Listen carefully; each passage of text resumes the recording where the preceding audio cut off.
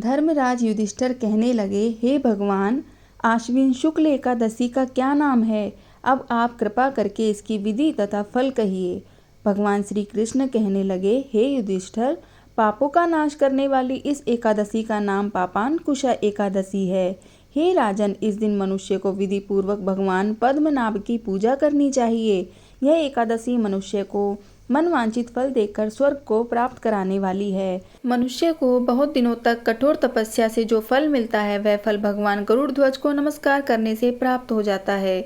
जो मनुष्य अज्ञानवश अनेक पाप करते हैं परंतु हरि को नमस्कार करते हैं, वे नरक नहीं जाते। विष्णु के नाम के कीर्तन मात्र से संसार के सब तीर्थों के पुण्य का फल मिल जाता है।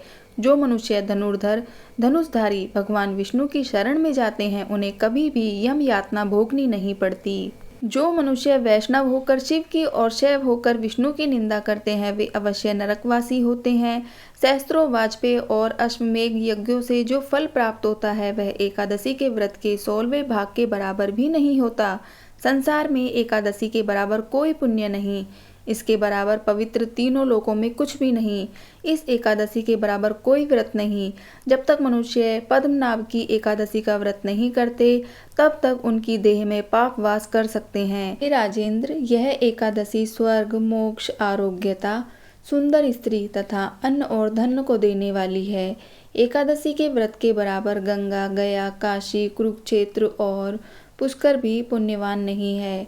हरिवासर तथा एकादशी का व्रत करने और जागरण करने से सहज ही में मनुष्य विष्णु पद को प्राप्त होता है।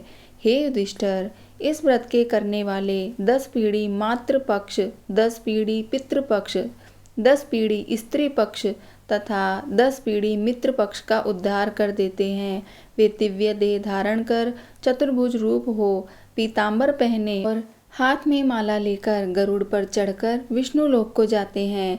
हे नृपोत्तम, बाल्य अवस्था, युवा अवस्था और वृद्धा अवस्था में इस व्रत को करने से पापी मनुष्य भी दुर्गति को प्राप्त न होकर सतगति को प्राप्त होता है।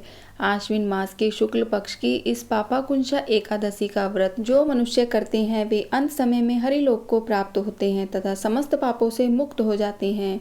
सोना, तिल, भूमि, गो, अन्न, जल, छत्री तथा जूती दान करने से मनुष्य यमराज को नहीं देखता। जो मनुष्य किसी प्रकार के पुण्य कर्म किए बिना ही जीवन के दिन व्यतीत करता है, वह लोहार की भट्टी की तरह सांस लेता हुआ निर्जीव के समान ही है। निर्धन मनुष्य को भी अपनी शक्ति के अनुसार दान करना चाहिए तथा धनवानों को सरोवर, बाग, मकान आदि बनवाकर दान करना चाहिए। ऐसे मनुष्य को यम का द्वार नहीं देखना पड़ता तथा संसार में दीर्घायु होकर धनाढ्य, कुशील और रोग रहित रहते हैं। भगवान श्री कृष्ण ने कहा, हे राजन, जो आपने मुझसे पूछा वह सब मैंने आपको बतलाया। अब आपकी और क्या सुनने की इच्छा है? जय श्री राधे गोविंद, राधे गोपाल।